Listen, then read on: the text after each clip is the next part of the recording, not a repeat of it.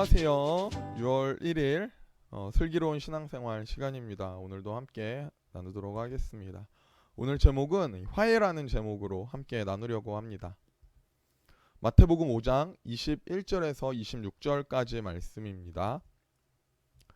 옛사람에게 말한 바 살인하지 말라. 누구든지 살인하면 심판을 받게 되리라 하였다는 것을 너희가 들었으나 나는 너희에게 이르노니 형제에게 노하는 자마다 심판을 받게 되고 형제를 대하여 라가라 하는 자는 공회에 잡혀가게 되고 미련한 놈이라 하는 자는 지옥불에 들어가게 되리라.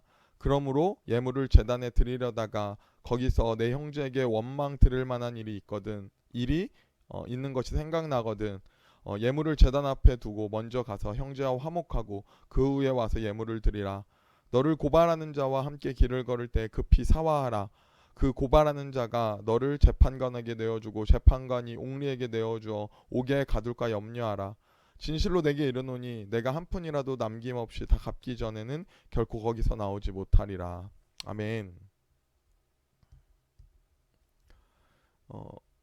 마태복음 5장에서 7장까지는 예수님이 산에서 설교하시는 내용입니다. 이걸 산상설교라고도 하고 산상순이라고도 합니다. 이 산상설교의 주제는 결론적으로 이 하나님의 나라입니다. 하나님의 나라.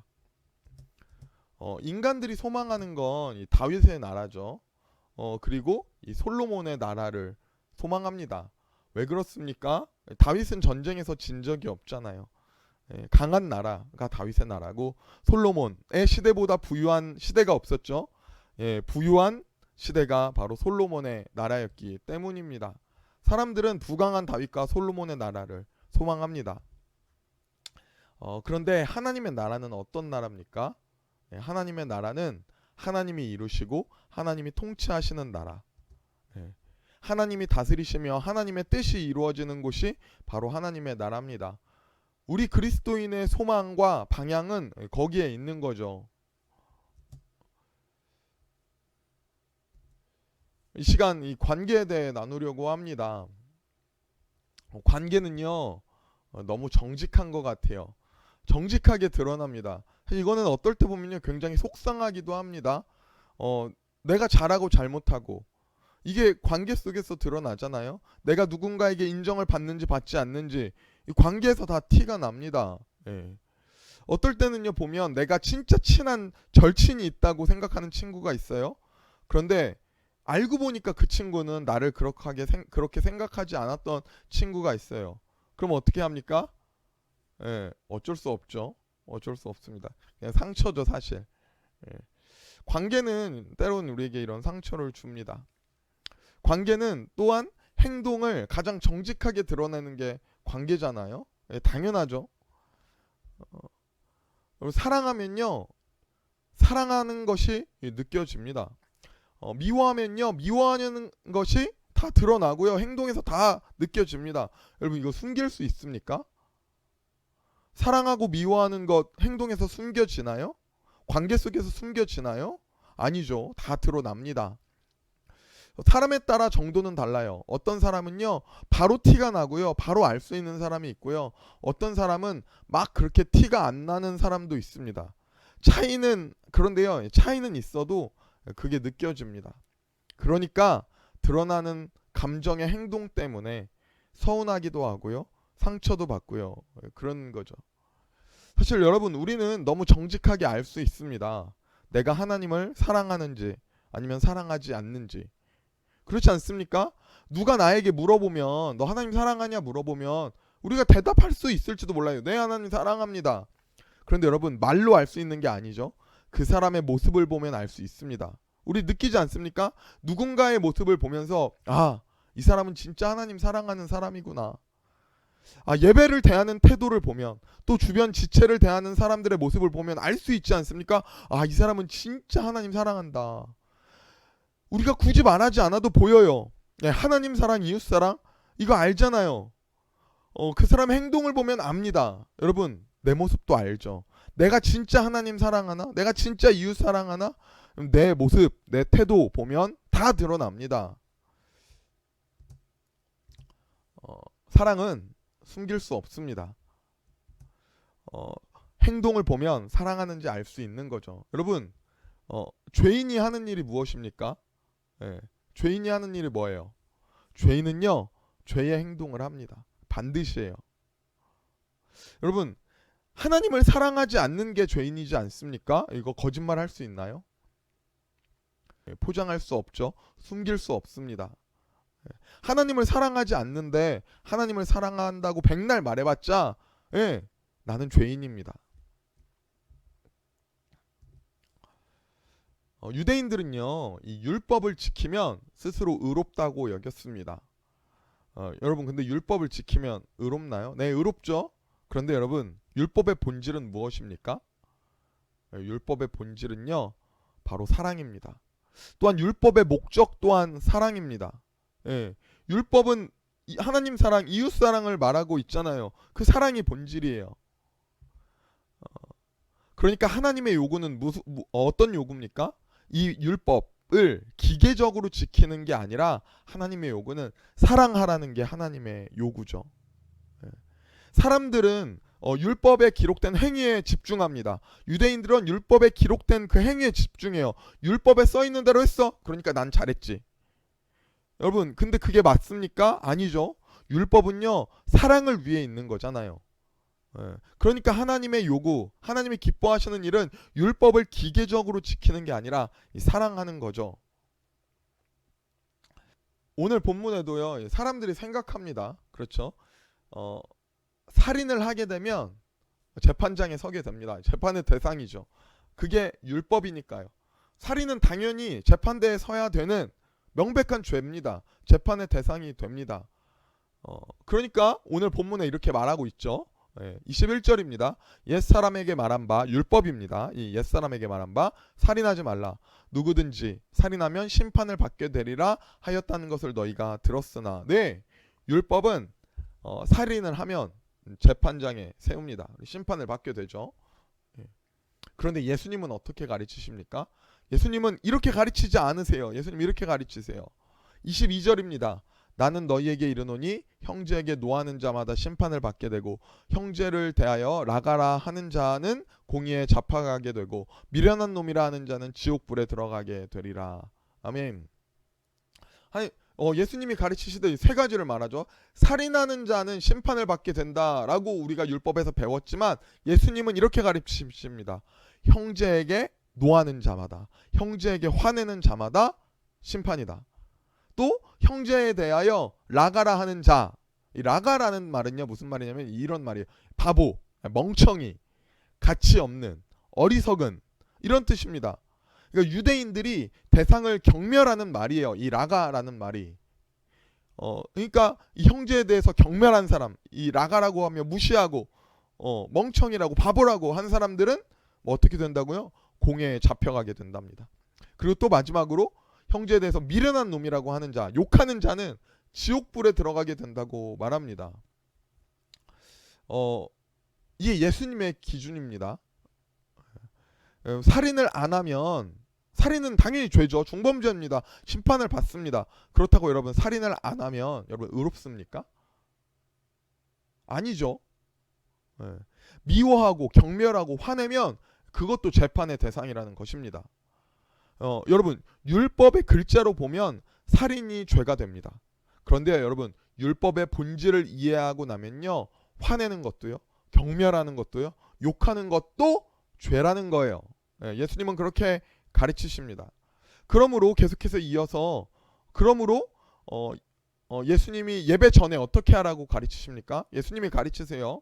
예배 이전에 유대인들의 예배는 이 제사였죠. 예물을 재단에 들여 태우는 게 유대인들의 예배잖아요. 예수님이 계속해서 이렇게 가르칩니다. 오늘 본문을 계속해서 읽어볼게요. 그러므로 예물을 제단에 드리려다가 거기서 내 형제에게 원망을 들을 만한 일이 있거든, 그렇게 생각나거든, 예물을 제단 앞에 두고 먼저 가서 형제와 화목하고 그 후에 예물을 드리라. 아멘. 어떻게 하라고 합니까? 예배 이전에 그 죄를 해결하고 예물을 드리라고 합니다. 형제에게 가서 화목하고 사과하고 그리고 그 후에 예물을 드리라고 합니다. 여러분 잘못을 해결하고 죄를 해결하고 예물을 드리고 제단에서 예배를 드리라고 가르치고 있죠. 그럼 예배는 어떻게 드립니까? 예배를 드리는 건요. 죄를 짐승에 안수하고 내 죄를 짐승에게 전가시켜서 그 짐승을 태워서 죄를 해결합니다. 이게 구약시대의 유대인들의 예배죠. 그런데 여러분, 여전히 내가 관계 속에 잘못이 있습니다. 내가 여전히 주변 사람과의 형제와의 관계는 죄의 관계예요. 내가 그 사람에게 앙심을 품게 했고 원망을 들을 일을 했습니다. 내가 여전히 화를 가지고 이 형제와의 깨진 관계 속에서 내가 예배를 드립니다. 여전히 내 형제와의 관계는 죄의 관계입니다. 그러면요, 그때 짐승을 태워 드리는 예배는, 내가 죄를 대신 전가해서 드리는 예배는 소용이 없는 거죠. 난 여전히 죄의 상태로, 화난 상태로, 분노의 상태로, 원망을 산 상태로, 미움의 상태로 예배를 드리니까요. 이게 소용이 없는 예배 아닙니까? 그러므로 예수님은 뭐라고 말해요? 죄를 해결하고 예물을 제단에 드리는 것이 맞다고 예수님이 가르치고 있는 것입니다. 여러분, 그러니까 생각해 보면요, 여러분, 예배를 드리는 예배자가야 어떻게 화목하지 않을 수가 있습니까? 예배를 드리는 예배자가, 이 죄사함을 말하는 예배자가 어떻게 여전히 형제를 미워하고 형제에게 욕하고 형제에게 원망 들을 일을 가득하게 있으면서 어떻게 예배를 드립니까? 예전에는요, 이 예배가요, 기계적인 율법적인 행위였는데 이제는 어떻게 바뀝니까? 이 말씀을 깨닫고 나면 생각이 바뀌어야죠. 계속해서 주변 이웃과 좋은 관계를 유지할 수밖에 없는 거죠. 예수님이 가르치시는 것입니다. 예배 이전에 화해가 우선입니다. 여러분, 그렇지 않습니까? 이 예배의 의미, 제사의 의미를 생각해도 당연히 화목이 우선입니다. 여러분, 생각을 해보십시오. 우리가 예배를 드리려고 집에서 나옵니다, 주일날. 그런데 가족하고요, 막 형제하고요, 우리 머리끄댕이 막 붙잡고 싸웠어요. 막 네가 잘나니 내가 잘나니 막 욕을 하면서, 막 입에 담지도 못할 욕을 막 하면서 분노하고 예배 시간에 주일날 나옵니다. 그런데 교회 나와서 주일날 그렇게 싸우고 나서 예배를 드린다. 그런데 아무렇지 않게 예배를 드린다. 이거 가능한가요? 율법적인 사람이라면 가능할지도 모르겠어요. 그런데 보통은 어떻습니까? 그렇게 싸우고 나오면 어떻게 됩니까? 마음이 어렵죠. 마음이 어려워야 정상이죠. 힘들어야죠. 내가 친구에게 막 험한 소리를 했습니다. 내가 친구에게 심한 잘못을 했어요. 그럼 예배 때 나오는 내 마음이 어때야 합니까? 마음이 어려워야죠. 하나님 앞에 나오는데요. 당연한 거 아닙니까? 예배란 건 그런 거란 거예요. 그러니까 예수님은 오늘 본문에 이렇게 가르치고 있는 것입니다. 여러분, 하나님은요, 우리를 율법으로 대하지 않으십니다. 오늘 본문 한번 마지막으로 읽어볼 텐데요. 죄의 결과는 사망입니다. 재판을 피하는 방법이 있어요. 오늘 본문 계속해서 읽겠습니다. 너를 고발하는 자와 함께 길에 있을 때에 급히 사화하라, 화해하라는 거예요. 그 고발하는 자가 너를 재판관에게 내어주고 재판관이 옥리에게 내어주어 옥에 가둘까 염려하라. 진실로 내게 이르노니 내가 한 푼이라도 남김없이 다 갚기 전에는 결코 거기서 나오지 못하리라. 아멘. 자, 죄값을 치릅니다. 무엇보다 냉정하게 치르죠. 26절에서 그렇게 말하잖아요. 내가 한 푼이라도 남김없이 다 갚기 전에는 결코 거기서 나오지 못하리라. 이게 죄입니다. 무엇보다 죄는 냉정하게 그 값을 치러야 합니다. 지옥의 형벌은 무서운 형벌입니다. 죄의 결과는 사망입니다. 이건 피할 수 없는 형벌이죠. 재판을 피할 수 없습니다. 근데 피하는 방법이 있어요. 25절에 피하는 방법이 있어요. 그게 뭡니까? 그게 관계입니다. 자, 예를 들어 볼게요. 내가 빚을 졌습니다. 또는 내가 누구의 물건을 훔쳤습니다. 자, 그러면 어떻게 해야 돼요? 나는 감옥에 가야죠. 그런데 감옥에 안 가는 법이 있습니다. 그게 바로 관계예요. 내가 물건을 훔쳤는데 그 사람의 물건을 비록 훔쳤지만 그 사람에게 물건에 빚을 졌지만 감옥에 안 가는 방법은요, 그 사람과 좋은 관계를 갖는 거죠. 그 사람이 나를 사랑하면요, 저는 신고를 안 당하겠죠. 옛날에 드라마 중에 그런 드라마가 생각이 나요. 소매치기에서 돈을 훔쳤는데 그 여자가 용서하는 드라마가 있어요. 여자가 왜 용서했을까요? 사랑하는 연인이 되고 나니까 용서하는 거죠. 예. 그런 것 아니겠습니까? 여러분이 만약에 부모님의 돈을 훔쳤습니다. 그러면요, 부모님께는 체벌을 당할 수는 있죠. 혼은 나겠죠. 아주 혼쭐이 나겠죠. 그런데 그 부모님이요, 저를 감옥에 보내지는 않습니다. 왜요? 부모니까요. 전 아들이고 자녀니까요. 재판을 피하는 방법은 무엇입니까? 예, 관계입니다. 관계. 자, 우리 하나님과의 관계를 생각해 볼게요. 하나님은 우리의 죄값을 반드시 치르게 하십니다. 하나님은 재판관 되시기에 우리의 죄를 무엇보다 냉정하게 재판하십니다. 그런데요, 하나님과 우리의 관계가 내가 하나님의 자녀가 된다면, 하나님과 화목한 관계가 된다면, 그러면 얘기가 달라지죠. 예수님은 우리의 모든 죄를 사랑으로 대하셨습니다. 십자가를 지기까지 사랑으로 우리를 대하셨습니다. 그러므로 예수님의 사랑으로 말미암아, 예수님의 십자가로 말미암아 우리는 하나님의 자녀가 되었습니다. 하나님과의 관계가 변했습니다. 이제 우리는 하나님과 화평을 누립니다. 내 죄를 보고요, 이제 하나님은 재판장에 우리를 세우지 않으십니다. 이제 우리의 그 죄를 눈감아 주십니다. 때로는 우리를 체벌합니다. 훈계도 하십니다. 하지만 우리를 경찰서에, 재판관에 넘기시지 않습니다. 그 사망의 자리에 우리를 보내지 않으십니다. 예수님은 그 십자가로 인해 우리를 그렇게 사랑으로 대하셨습니다. 그리고 나서 하나님은 우리에게 무엇을 요구하십니까? 하나님은 이제 우리에게 그 관계를 또한 요구하십니다. 하나님 사랑, 이웃 사랑. 여러분, 이게 예배보다 우선이에요. 예수님이 그렇게 말하잖아요. 네. 하나님 사랑, 이웃 사랑. 이게 안 되면요, 예배도 안 되는 것입니다. 그 관계는 우리가 놓을 수 없는, 끊을 수 없는 관계입니다. 우리가 이 시간 하나님께 예배하기 이전에 하나님을 사랑하고 우리 이웃을 사랑하기를 원합니다. 우리가 예배의 자리에 나오기 이전에 우리 옆에 있는 지체들, 형제들에게 화해하고요, 화목한 관계로 우리가 예배하는 그 예배 자리에 나오기를 소망합니다. 오늘 이 시간 마치겠습니다. 제가 기도하겠습니다. 사랑의 하나님, 감사합니다. 죄인인 우리를 재판장에 세우지 않으시고 예수 그리스도의 십자가의 사랑으로 죄 사하여 주신 그 은혜에 감사합니다. 우리가 하나님의 자녀가 되었습니다. 우리는 하나님과 화목을 누립니다. 그러므로 말미암아 우리를 심판죄에 쓰지 않으시는 놀라운 주의 은혜를 기억합니다. 그러므로 말미암아 우리를 예배하게 하시는 놀라운 은혜에 감사합니다. 그런데 나의 삶을 돌아보면요, 화냈던 나의 삶입니다. 형제를 실족하게 했던 나의 삶입니다. 내가 욕하고 경멸하는 말을 사용했던 우리의 모습입니다.